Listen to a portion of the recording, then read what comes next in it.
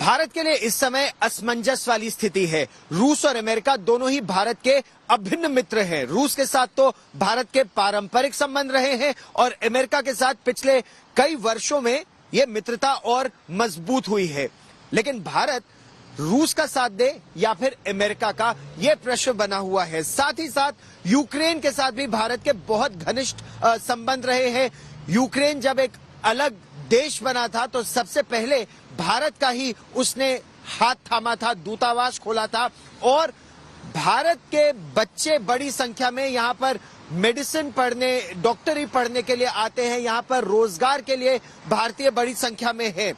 बात हालांकि ये भी हो रही है कि जरूरत पड़ी तो एक एयरब्रिज बनाया जाएगा, यानी यूक्रेन से भारतीयों को निकालकर आसपास के देशों तक सुरक्षित पहुंचाया जाएगा। लेकिन उम्मीद यही कि अभी स्थिति बद से बदतर नहीं होगी। भारत निरंतर यही चाहता है कि कूटनीति के जरिए, बातचीत के जरिए इस समस्या को सुलझाया जाए।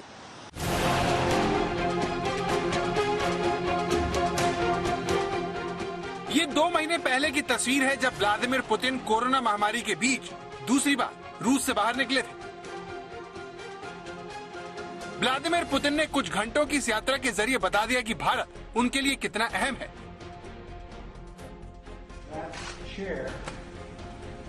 इसी तरह की गर्मजोशी पिछले साल सितंबर महीने में देखने को मिली, जब राष्ट्रपति के तौर पर जो बाइडेन से पहली बार पीएम ने मुलाकात की। इस दौरे में जिस तरह से बाइडेन ने पीएम को गले लगाया, उसने बाइडेन प्रशासन में भारत से रिश्तों पर उठ रहे सवालों को एक झटके में खत्म कर दिया। भारत को अगर चीन का सामना करना है तो उसके लिए अमेरिका के साथ साथ रूस के साथ भी साझेदारी की जरूरत होगी। इसीलिए इस विवाद पर भारत के विदेश मंत्रालय ने बहुत सदी प्रतिक्रिया दी। हालात जंग के बने हुए हैं। अमेरिका और रूस खुलकर एक दूसरे का मजाक उड़ा रहे हैं। नाटो के जनरल सेक्रेटरी के बयानों का हमने अभी पता नहीं लगाया और ना ही हमें उसमें कोई दिलचस्पी है। वो ऐसे व्यक्ति नहीं हैं जिनकी बातों को गंभीरता से लिया जाए। वो पहले से ही नाटो के नाकाम सेनापति हैं। इसलिए यदि हमारे पश्चिमी साथी इसके लिए तैयार हैं तो हम एक गंभीर वार्ता करेंगे।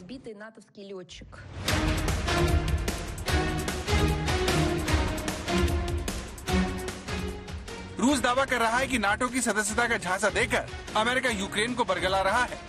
रूस के राष्ट्रपति व्लादिमीर पुतिन ने यूक्रेन को आगाह भी किया है कि वो नाटो में शामिल होने का सपना देखना छोड़ दे। यही विवाद की जड़ है जिसने भारत के लिए मुश्किलें खड़ी कर दी हैं। सवाल यह है कि अगर जंग हुई तो क्या भारत निष्पक्ष रह पाएगा? इस सवाल पर पूर्व राजनयिक अनिल त्रिगुणायत कहते हैं, आप कोई साइड लेने के पक्ष में इस तरह से ओपनली नहीं है, लेकिन भारत एक रोल अदा कर सकता है कि रूस और अमेरिका के बीच में एक किसी तरह की मीडिएशन में आ जाए, किसी तरह का एक मैसेंजर जिसको कहते हैं दोनों के बीच में, ताकि अगर उनके बीच की जो गहर परेशानियां हैं या जो मिसअंडरस्टैंडिंग्स हैं, क्या उसमें भारत को मदद कर सकता है। तो जंग के हालात में भारत की भूमिका बड़ी हो जाएगी। जानकार मानते हैं कि मोदी सरकार के लिए युद्ध होने पर दोनों महाशक्तियों से रिश्तों का इस्तेमाल शांति के लिए करने का विकल्प होगा। कीव से राजेश पवार के साथ गौरव सावंत, यूक्रेन आज तक। तनाव लगभग चरम पर, लेकिन जनजीवन देखने में बिल्कुल सामान्य। यूक्रेन की राजधानी कीव में इस समय आप देख सकते हैं सुबह का समय है और लोग दफ्तर जा रहे हैं। यातायात सामान्य या सामान्य से भी फिलहाल कुछ अधिक। लोगों ने यहां पर कोशिश यही की है कि किसी भी तरह तनाव को अपने जीवन में न आने दे। क्यों? क्योंकि वो ये कह रहे हैं कि उनके जीवन में ये तनाव लगभग 2014 से चल रहा है, जब रूस ने क्राइमिया पर अपना वर्चस्व स्थापित किया था। उसके अलावा रूस अलगाववादी शक्तियों की मदद से यूक्रेन के कुछ इलाकों में यूक्रेन के शासन को कमजोर करने में निरंतर लगा हुआ है। ऐसे में अब खतरा यह है कि क्या एक फॉल्स फ्लैग ऑपरेशन के जरिए रूस पूरे यूक्रेन को अपने कब्जे में ले लेगा, जैसा अमेरिका के राष्ट्रपति जो बाइडेन का कहना है। और यही बात अमेरिका के secretary of state Antony Blinken ने भी कही। लेकिन अगर यहां आप देखें तो जीवन सामान्य है, तनाव जरूर है। यहां पर भी लोग यही कह रहे हैं कि वो युद्ध नहीं चाहते।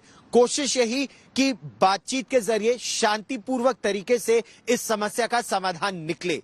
लेकिन रूस के राष्ट्रपति व्लादिमीर पुतिन की मंशा क्या है, अमेरिका की मंशा क्या है?